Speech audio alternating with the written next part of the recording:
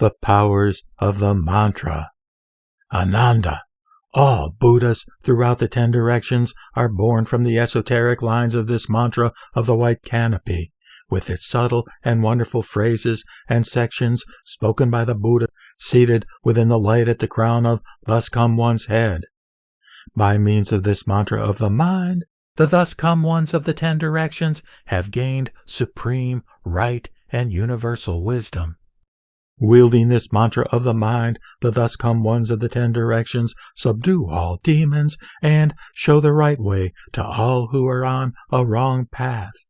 Conveyed by the power of this mantra of the mind, the Thus Come Ones of the 10 directions, each seated upon a magnificent lotus flower, appear in response to the needs of beings in numberless lands. Holding fast to this mantra of the mind, the Thus Come Ones of the 10 directions appear in numberless lands to turn the great wheel of the Dharma.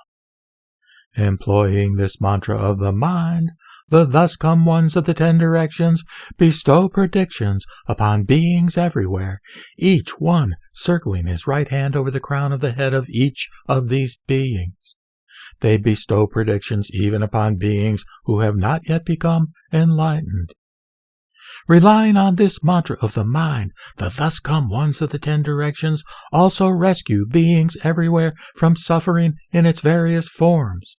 The sufferings endured in the hells, the sufferings endured by hungry ghosts, the sufferings endured by animals, the sufferings endured by the blind, the deaf, and the mute, the sufferings caused by the presence of people one detests, the sufferings caused by the absence of people one loves, the sufferings caused by the failure to get what one wants, and the sufferings caused by the fire of the 5 aggregates. The Thus Come Ones of the 10 directions can rescue beings from sudden misfortunes, whether great or small, whether caused by thieves, armies, kings, imprisonment, wind, fire, flood, hunger, thirst, or penury. The Thus Come Ones can dispel all these misfortunes by reciting this mantra. In harmony with this mantra of the mind, the Thus Come Ones of the 10 directions, in the 4 aspects of their comportment, have previously served good and wise teachers and have made appropriate offerings to them.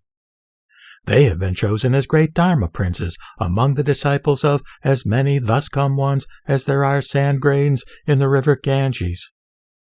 By putting into practice this mantra of the mind, the Thus Come Ones of the 10 directions gather together the beings with whom they have strong affinities and ensure that any of these beings who are adherents of the lesser vehicle will not be alarmed upon hearing the esoteric teachings concerning the matrix of the Thus Come One. Through reciting this mantra of the mind, the Thus Come Ones of the 10 directions realize supreme enlightenment and enter the perfect nirvana as they sit beneath a Bodhi tree.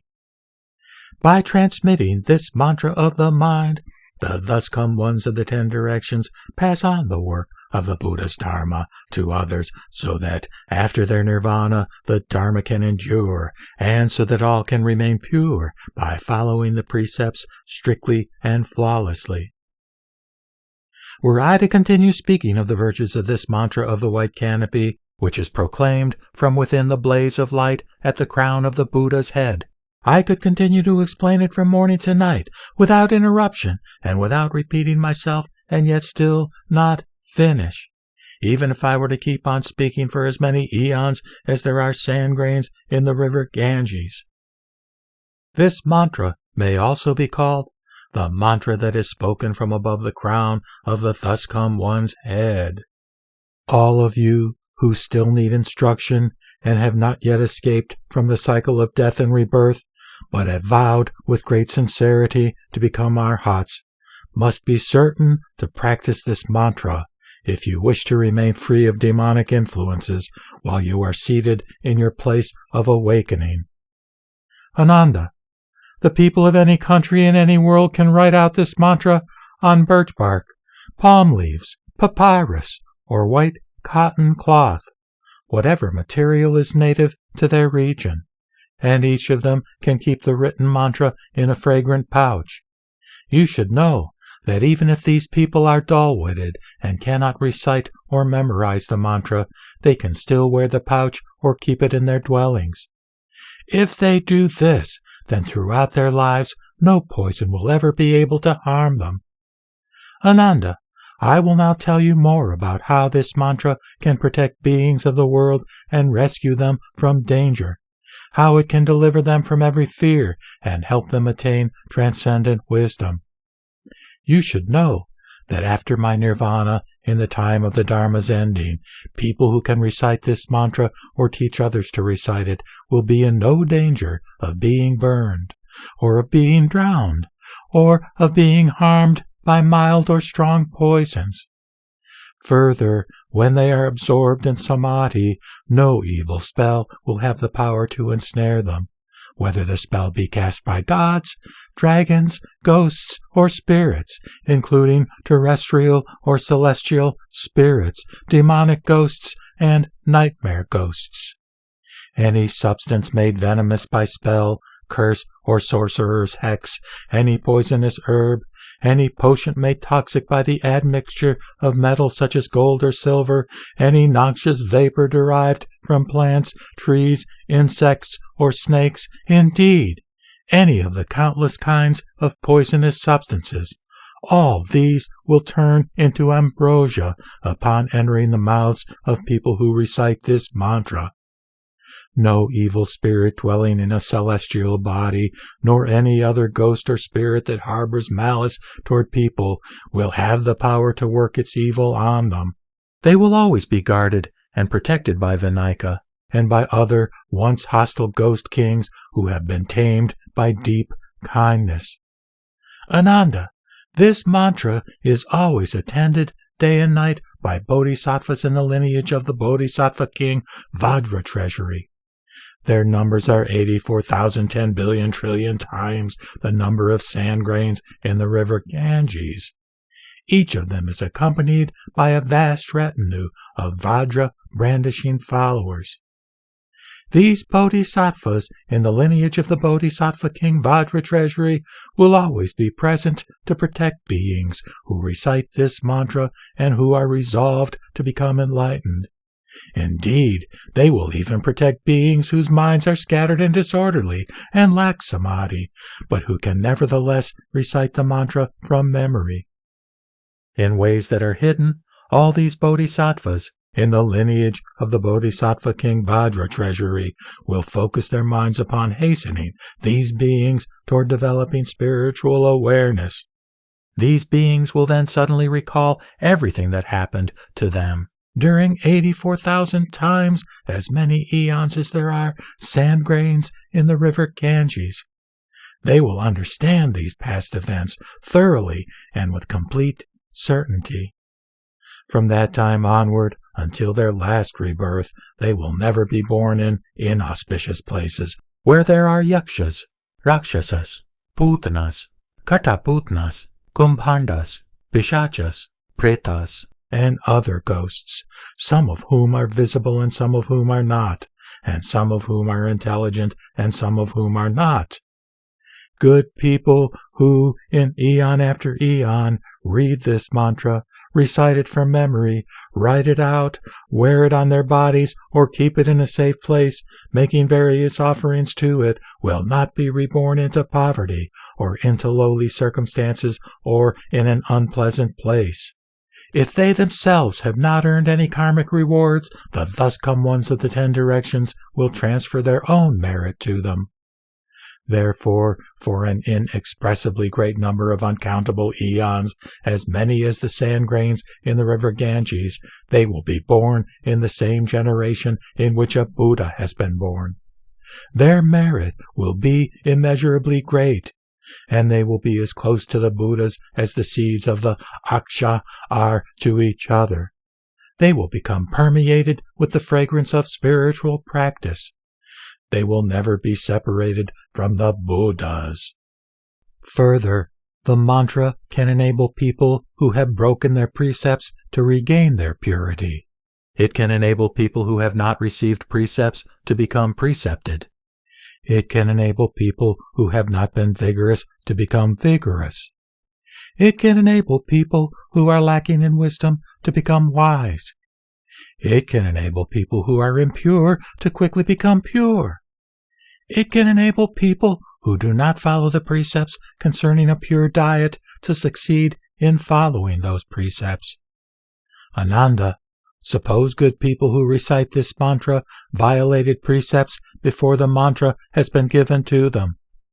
Then, when they begin to recite the mantra, that karma from their precept-breaking offenses, whether grave or slight, will be immediately erased. These people may have taken intoxicants, or they may have eaten plants of the onion family, or other impure foods.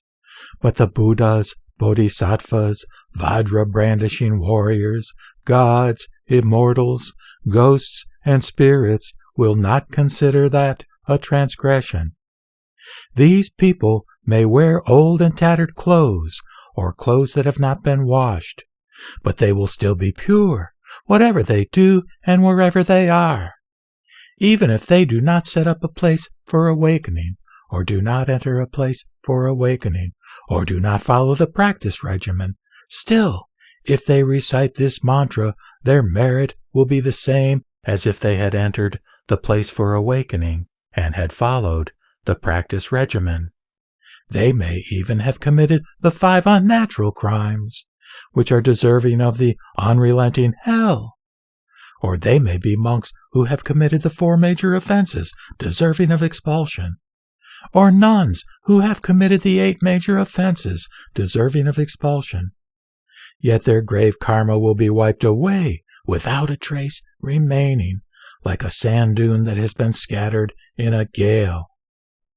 Ananda, there may be beings who, either in their present life or in their previous lives, have never repented of the serious and minor offenses they have committed during countless innumerable eons in the past. But if they can read, recite from memory, or write out the mantra, or wear it on their person, or keep it where they are dwelling, either in their homes or where they are staying temporarily, then their accumulated karma will melt away as snow is melted by boiling liquid. Before long they will gain patience with the state of mind in which no mental objects arise. Moreover, if women who do not have children and who wish to conceive can recite the mantra sincerely and from memory, or if they wear this mantra of the white canopy, they will bear sons and daughters who are blessed with virtue and wisdom.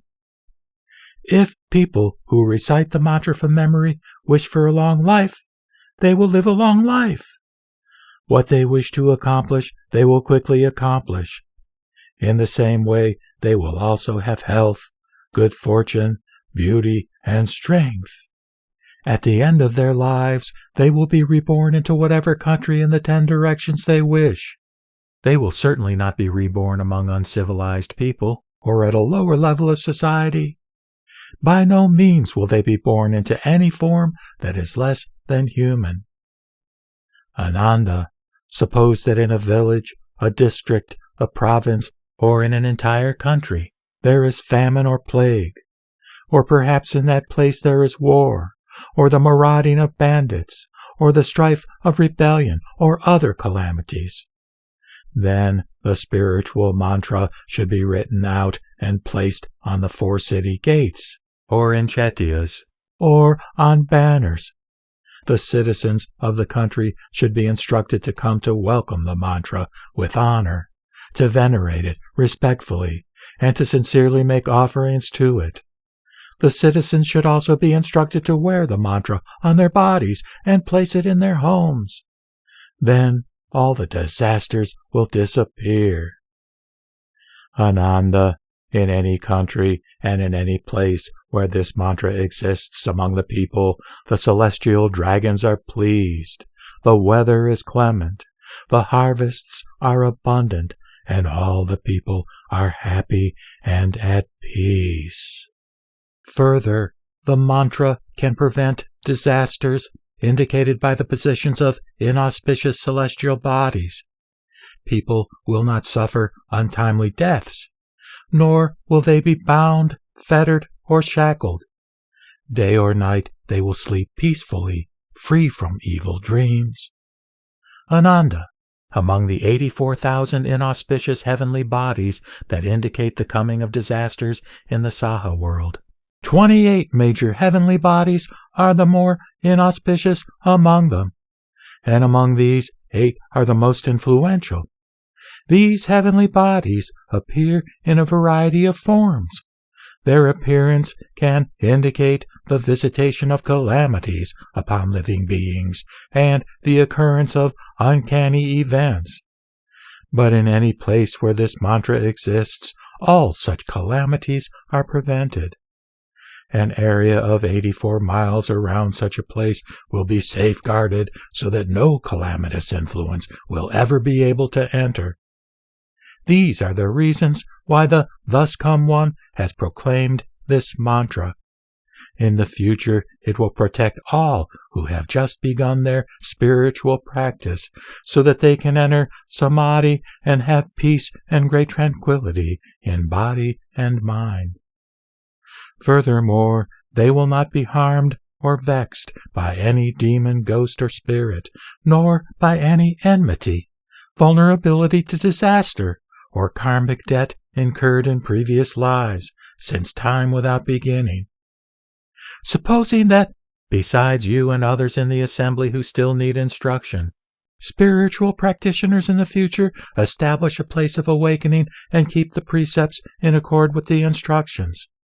Supposing that they have received precepts from precept masters who have maintained purity as members of the Sangha, and supposing that they harbor no doubts as they uphold this essential mantra, then, if these good people do not gain a spiritual awakening while in this present body given them by their parents, the Thus Come Ones of the 10 Directions have not told the truth. Vows of protection.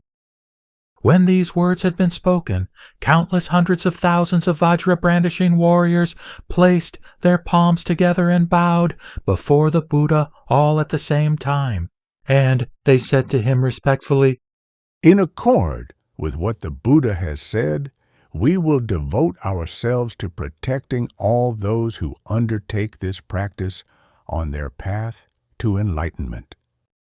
Then the king of the Brahma heaven, the Lord Chakra, and the 4 celestial kings bowed together before the Buddha, and they said to him respectfully, "If indeed there be good people who undertake a spiritual practice in accord with this Dharma, we will devote all our effort to protect these people so that their wishes will be fulfilled during their present lives." Then Vinayaka and countless ghost kings and ghost generals, including great Yaksha generals and kings of Rakshasas, Putanas, Kumbhandas, and Pishachas, also placed their palms together, bowed before the Buddha, and said to him respectfully, "We too vow to protect these people and to lead them to quickly fulfill their resolve to become enlightened." Further, innumerable sun lords, moon lords, rain lords, cloud lords, thunder lords, lightning lords, and other such lords, together with monitoring gods of the year, and the retinues of the lords of the heavenly bodies, all bowed to the Buddha from their places in the midst of the assembly. They said to him respectfully, "We too will protect all these people in their spiritual practice so that they will be free of fear and will be secure and at peace in the places for awakening that they have established." Moreover, countless mountain spirits and sea spirits, and myriads of other spirits that move on land, through water, and in the air, together with the wind kings of the air, and the gods on the 4 planes of formlessness, paid obeisance to the Thus Come One at the same time. They said to him respectfully, "We too will protect these people in their spiritual practice so that they can become enlightened without ever being troubled by demonic influences." Then Bodhisattvas in the lineage of the Bodhisattva King Vajra treasury, numbering 84,000 million billion times the number of sand grains in the river Ganges, stood up in the midst of the great assembly, bowed before the Buddha, and said to him respectfully, "World-honored one, like these others, we all became enlightened long ago, but we have chosen not to enter nirvana.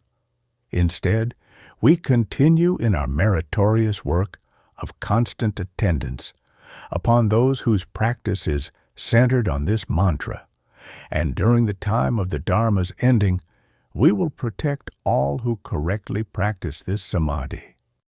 World-honored one, these beings who cultivate their minds by correctly practicing this samādhi may be seated in their place of awakening, or they may be walking upon the roads, or their minds may not be focused while they are relaxing in their villages, but in any case, we and our followers will constantly attend upon them and stand guard over them.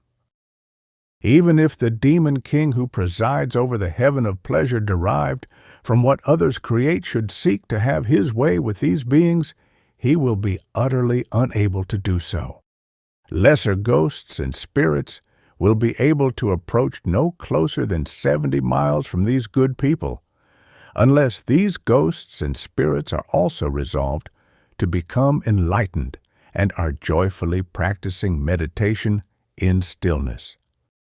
World-honored one, with our gem-encrusted Vajra implements, we will smash to bits the skulls of evil demons, if ever they or members of their retinues should seek to intrude upon these good people in order to disrupt their practice.